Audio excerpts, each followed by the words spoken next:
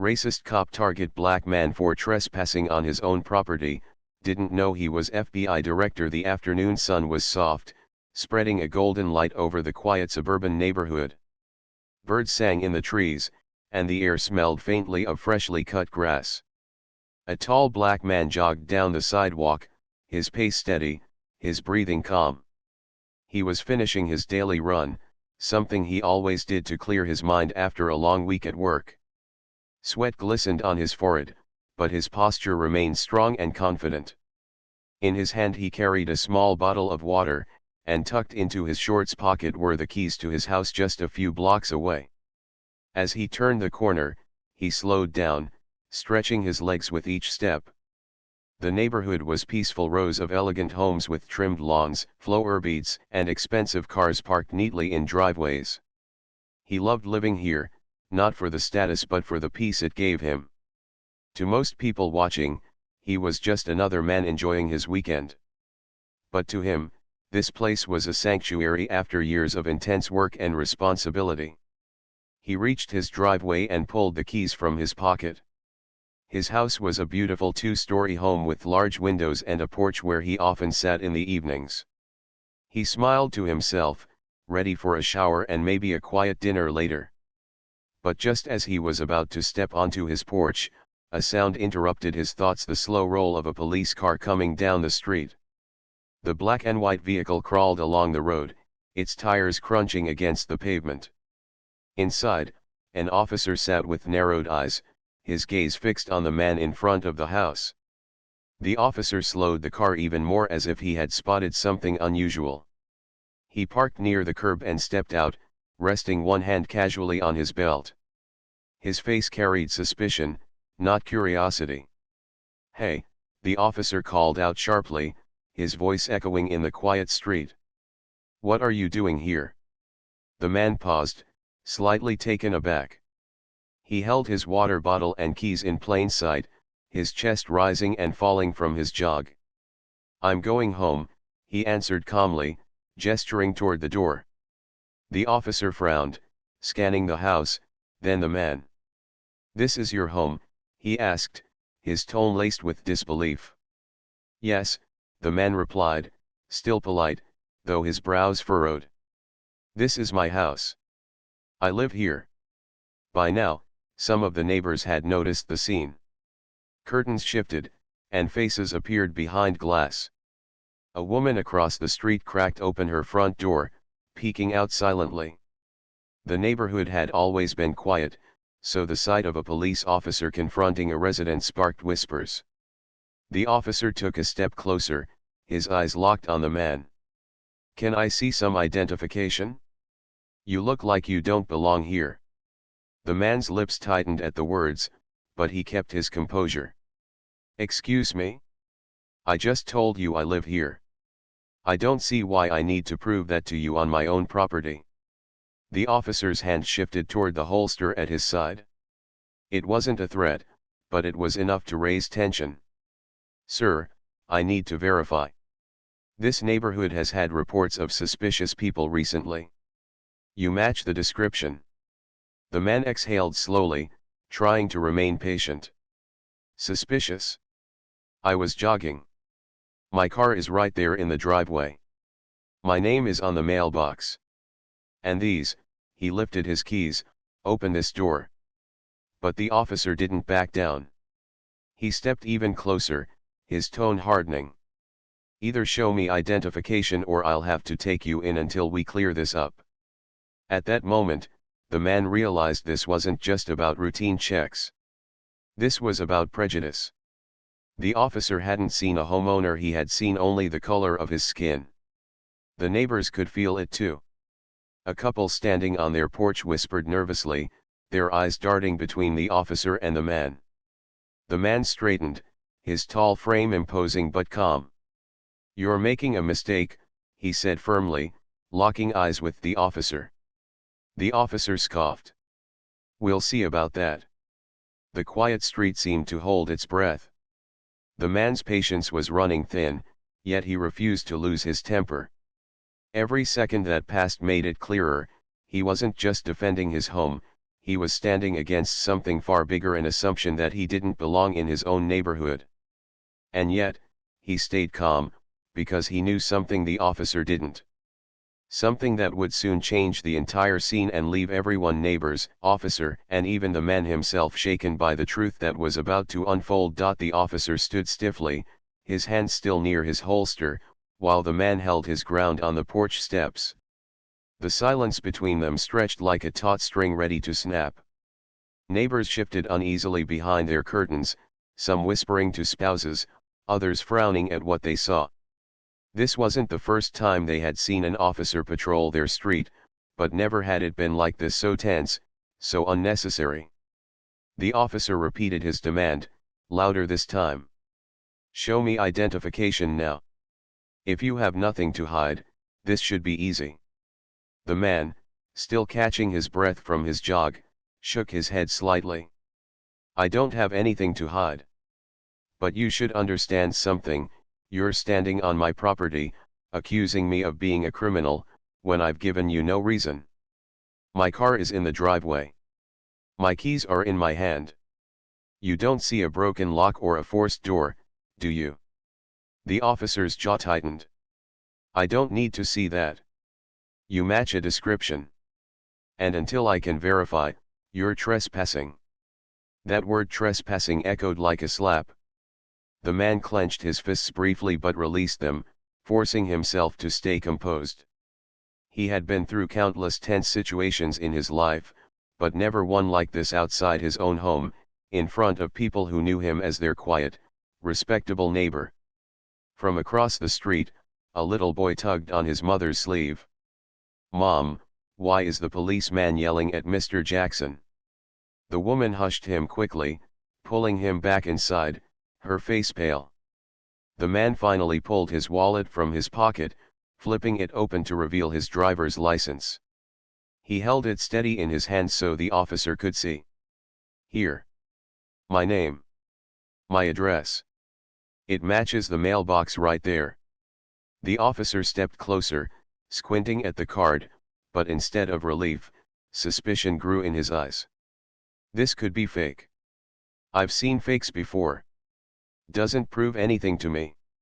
The man's patience thinned, but he bit back his frustration. "Do you honestly think someone would forge a license just to pretend to live here? And if I were trespassing, do you think I'd stand here calmly, with the keys in my hand, instead of running off?" The officer ignored his reasoning. "You're coming with me until we get this cleared." He reached for his radio, already preparing to call for backup. The man stepped forward, his voice firm now. "You are making a serious mistake." The neighbors leaned in closer to their windows, their curiosity turning to unease. One man whispered to his wife, "Doesn't he know who that is? He's about to ruin his career." The wife shushed him, but the truth lingered heavy in the air. Most of them already knew the man wasn't just another homeowner. They knew he held one of the most powerful positions in the country. The officer, however, was blind to it. His focus was narrow, his bias clouding his judgment. "Turn around. Hands where I can see them." The man didn't move.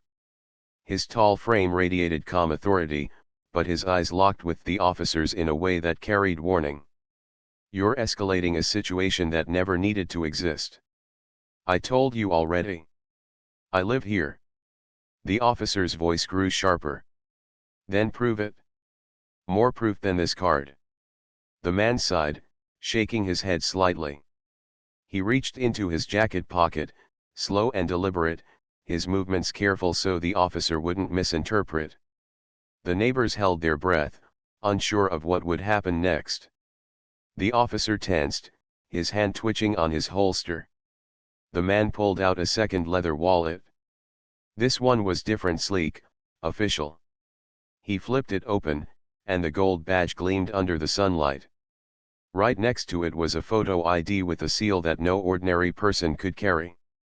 He extended it calmly for the officer to see. The officer leaned forward, reading the bold letters. His eyes widened. His mouth parted, but no sound came out. The badge was real. The identification was unquestionable. It read not just FBI, but Director. For a moment, the street was frozen in silence. The officer stumbled back a step, his face draining of color. His hand slipped away from his holster as though it burned him. He had just accused the director of the FBI of trespassing on his own property. The man closed the wallet with a quiet snap and looked him directly in the eye. His voice was calm, but it carried the weight of authority that could not be ignored. Now do you understand the mistake you've made? The officer's lips moved, stammering. I didn't. I thought but no excuse would be enough. The neighbors whispered louder now, some shaking their heads, others whispering, unbelievable. He really didn't know who he was talking to. The man didn't shout. He didn't threaten. Instead, he spoke in a voice that cut deeper than anger, a voice filled with disappointment. You looked at me and assumed I didn't belong. Not because of evidence. Not because of facts. But because of how I look. You didn't see a homeowner. You saw a suspect. The officer's chest rose and fell rapidly, his earlier confidence crumbling. He fumbled for words, but nothing came. The man, still standing tall on his porch, turned his gaze to the street where the neighbors watched silently. This is what happens when judgment is clouded by bias. This is why we need accountability. The tension in the air shifted. What had started as an officer's attempt to intimidate had become something far greater, a lesson, a mirror held up to a broken mindset. The man had exposed the truth, not with anger, but with undeniable proof of who he was. The officer stood frozen, realizing his mistake was not just personal, it was professional, and it was about to cost him dearly. And as the neighbors whispered, as the street filled with shock and disbelief, the man turned back toward his door, his voice low but firm. This conversation isn't over. But for now, you should think about the choices you just made. The officer could only nod weakly, his face flushed with shame. The calm man unlocked his door, stepping into his home, leaving behind a street that would never forget what they had just witnessed. The officer stood on the sidewalk, frozen, while the man stepped into his house for a brief moment. The neighbors whispered behind their curtains, shocked at what they had seen. The quiet street, once calm, now felt like a stage where a powerful truth had been revealed. The officer's mind was racing. He had pulled his authority like a weapon, convinced of his judgment, only to discover he had accused the most powerful law enforcement official in the country of trespassing on his own property. The man returned to the porch a moment later. He hadn't gone inside to hide. He came back out holding his phone, calm but determined. You need to call your supervisor, he said firmly, looking directly at the officer. The officer swallowed hard, his face pale. Sir, I didn't realize. The man cut him off, his voice sharp but controlled. That's the problem. You didn't realize because you didn't see me as a man who belonged here. You saw me as a suspect. That's not a mistake, officer. That's bias. And it could have cost us both far more than embarrassment. The officer fumbled for his radio. His hands, once steady and commanding, now trembled slightly as he called into dispatch, requesting his supervisor to the scene. Neighbors began to step out of their houses, no longer hiding behind curtains. One couple crossed their lawn slowly, pretending to check their mailbox, but their eyes never left the porch. Another man stood with his arms folded, whispering to the woman beside him. He kept his cool. If it were anyone else, this would have gone a whole lot worse. The street filled with tension, but also curiosity. They had all known Mr. Jackson as a polite neighbor, the man who waved when walking his dog, the man who volunteered at the community fundraiser every year. None of them had ever guessed his true role. And now, the truth was spilling into the open. The officer stood awkwardly, shifting his weight from one foot to another. Every second felt heavier than the last. The man's FBI badge had burned into his memory, and the shame of his actions grew larger under the eyes of the crowd. He tried to speak again, "Sir, if I may explain," but the man raised a hand. "Don't explain to me. Explain to this neighborhood. Because they saw what you did. They saw how quickly you judged me. And if I didn't have the title that I do, how far would you have gone? Would you have put me in handcuffs? Would you have dragged me away from my own home?" The officer had no words. His silence said everything. Minutes later, the sound of another patrol car broke through the tension. The police chief arrived, stepping out in a hurry. He was a middle-aged man with lines of stress etched on his face, but even he looked stunned when he saw who was standing on the porch. "Director Jackson," the chief said, his voice carrying both respect and panic. What happened here?" The man folded his arms, his posture tall and commanding. "Ask your officer," he replied, his tone calm but sharp. The officer shifted uncomfortably, his face red with embarrassment. He stammered, "Chief, I thought he was trespassing.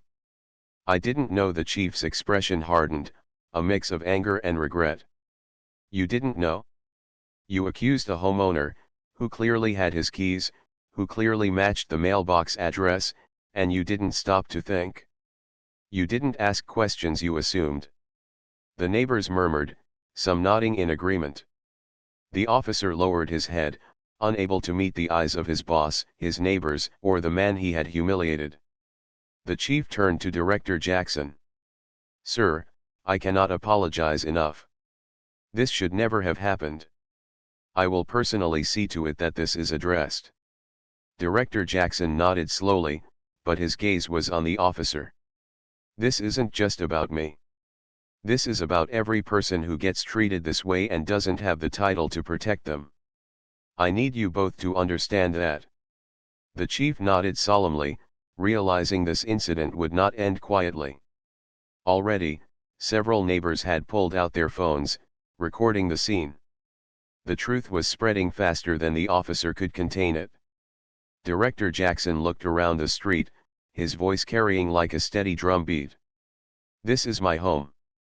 I earned it the same way any of you earned yours. And yet, I was accused of not belonging here simply because of how I look. That is not policing. That is prejudice. And it cannot continue." The neighbors listened in silence, their faces reflecting shame, sympathy, and respect. The officer looked like he wanted to vanish into the ground, but there was no escaping the reality he had created. The scene had changed. What began as an accusation had transformed into a powerful lesson, one that the entire neighborhood and soon, the entire city would remember. The officer had wanted control, but now the control rested firmly with the man he had tried to humiliate. And the truth, once revealed, could not be ignored. The neighborhood had turned into something like a stage.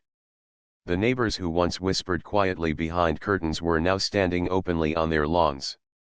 Some had their phones raised, recording what was unfolding before their eyes. The officer who had started this entire scene stood stiffly, his face red, while his police chief tried to control the damage. Director Jackson remained calm, but there was steel in his voice. He didn't shout, he didn't rage, but his words cut deeply because of the quiet authority behind them. "You assumed I did not belong here. That assumption could have ruined more than your career. It could have ruined lives. Think about that." The police chief shifted nervously, wiping his forehead with the back of his hand. "Director Jackson," he said quickly, "I want to apologize on behalf of the department. This officer's actions do not reflect the standards we strive to uphold." Jackson's eyes did not move from the officer. But they reflect a truth that exists in many places. Too many officers are quick to judge, quick to act without listening. It's not enough to apologize after the fact. It's about preventing it in the first place. The officer swallowed hard, his confidence gone. He tried to mutter something, but his voice cracked.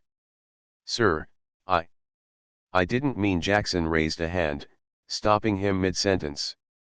You meant exactly what you did. You saw me and made a decision. That decision tells me everything. The silence that followed was heavy. Neighbors shifted uncomfortably, realizing they had all been witnesses to something much bigger than a neighborhood misunderstanding. One older man whispered to his wife, "He's right. If he wasn't who he is, this could have ended in handcuffs." Just then, another car pulled up, this time, a black SUV with tinted windows. The doors opened, and men in dark suits stepped out, moving with precision and purpose. They weren't ordinary people. They were federal security detail, called to the scene the moment Jackson had placed his phone call earlier. Their presence alone changed the energy of the street. The officer's eyes widened, panic rising in his chest. He realized just how deep a mistake he had made. The men in suits scanned the area quickly, their calm but firm presence reminding everyone of the weight of the moment. One of them approached Jackson, lowering his voice. "Director, is everything under control?" Jackson gave a single nod. "It's under control. But they need to see the consequences of their actions." The security agent gave a short nod and stepped back, remaining watchful. The neighbors gasped softly at the sight, whispering in awe. They had never seen federal agents in their neighborhood before, and now they understood exactly who lived among them. The police chief looked like he wanted the ground to swallow him whole. "Director Jackson, I assure you this will not be ignored. The officer will be suspended immediately. There will be an internal review." Jackson finally turned his gaze to the chief. "Suspension isn't enough. What about the next man who looks like me but doesn't have a badge in his pocket? What about the next family who gets pulled over because they're judged before they're heard?" The words struck like thunder. The crowd murmured in agreement, some nodding their heads. The officer could no longer look up, his eyes stayed fixed on the ground. One neighbor, a middle-aged woman who had been recording from her lawn, raised her voice. "Director Jackson, thank you for speaking out. People need to see this." Jackson nodded politely, though his expression stayed serious. "It's not about me. It's about truth. What happened here today will happen again somewhere else. The question is whether anyone will learn from it." By now, the street was buzzing with quiet conversations, phone cameras still recording, neighbors exchanging glances. The humiliation for the officer was complete. His attempt to assert control had backfired so completely that it left him standing exposed in front of his entire community. He was no longer the man in charge, he was the man who had made a fool of himself by letting prejudice guide his judgment. The chief placed a firm hand on the officer's shoulder, almost dragging him back toward the patrol car. "You'll wait in the car," he said through clenched teeth. The officer obeyed silently, head bowed. Jackson looked out at the neighbors one last time. His tone softened slightly, though it still carried strength. "We must be better than this. All of us. If we don't hold each other accountable, then nothing changes." The neighbors listened, some nodding, others reflecting silently. The weight of his words hung over the entire street, a reminder that they had witnessed something unforgettable. As Jackson finally stepped back into his home, the media vans began to arrive at the end of the block, their antennas rising like metal trees. Reporters hurried out with microphones, drawn by the whispers already spreading online. The moment had already traveled far beyond this quiet street. The officer, sitting in the patrol car with his head in his hands, realized his career would never recover from this. And the neighbors realized that their community would never look the same again. What had started as one officer's suspicion had turned into a lesson for an entire nation, captured in the lenses of dozens of phones, carried by the words of the man who stood calm, firm, and unshaken against injustice. The next morning, the quiet street was no longer the same. News vans lined the sidewalks, reporters speaking into cameras, microphones in hand, telling the world about what had unfolded the evening before. Social media had already spread the story, clips recorded by neighbors had gone viral overnight. The headline was everywhere: Police officer accuses FBI director of trespassing at his own home. Neighbors who once kept their distance now stood outside in small groups, talking in low voices. Some were embarrassed that they hadn't spoken up when the confrontation first began. Others admitted they had been too shocked to intervene. But all of them now realized they had been witnesses to something that revealed an uncomfortable truth about the world they lived in. Inside his home, Director Jackson sat at his dining table with a cup of coffee. The early sunlight poured through the windows, casting long shadows across the polished wood. He wasn't angry anymore, he was reflective. For years, he had led investigations into corruption, organized crime, and threats to national security. Yet here he was, forced to defend his right to stand on his own porch in his own neighborhood. He knew this story would not disappear quickly. He also knew it was bigger than himself. If this can happen to me, he thought, what about the man without a badge? The teenager walking home at night? The mother driving her kids to school? That thought weighed heavily on him. Later that day, the police chief held a press conference in front of the station. Cameras flashed as he admitted fault. "We regret the incident that occurred yesterday involving one of our officers and Director Jackson," he said, his voice steady but his expression tense. "The officer has been suspended pending a full investigation. This department will be reviewing our policies and training programs immediately." Reporters pressed him with questions. "Was this racial profiling?" one asked loudly.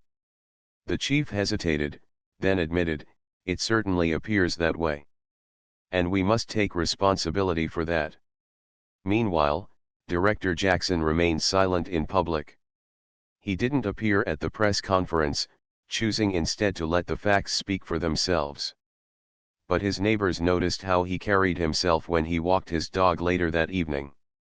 Some approached him quietly, offering apologies and words of support. "We're so sorry you had to go through that," one woman said, her eyes sincere. Jackson nodded kindly, thanking her, but he reminded her gently, "This isn't just about me. It's about all of us." As the days passed, the story spread nationally. Commentators on television debated what it revealed about policing and prejudice. Some praised Jackson for handling the situation with patience and dignity. Others criticized the system that allowed such incidents to happen in the first place. Everywhere, people were talking. For the officer involved, the fallout was devastating. His name leaked online, and he faced public scrutiny. The department moved quickly to distance itself from him, but the damage was done. He had gone from being a figure of authority to a cautionary tale of arrogance and bias. For Director Jackson, life continued, but with a new sense of responsibility. He returned to his office in Washington, where his colleagues greeted him with respect and sympathy. Some asked why he hadn't immediately punished the officer on the spot. Jackson's answer was simple: justice isn't about revenge. It's about teaching. And sometimes the best lesson is the one everyone can see. Months later, at a national law enforcement conference, Jackson addressed a room filled with officers, chiefs, and federal agents. He didn't mention his own incident directly, but everyone knew what he was referring to. "The badge gives you authority," he said. "But it does not give you the right to judge a man before you know him. Every citizen deserves respect, whether he wears a suit, a uniform, or jogging clothes. If we forget that, then we fail the very people we swore to serve." The room was silent, every ear tuned to his words. Some officers shifted uncomfortably, but many nodded, knowing he was right. His speech was broadcast live, and millions watched from their homes. For many, his words brought hope that change was possible, even if it would take time.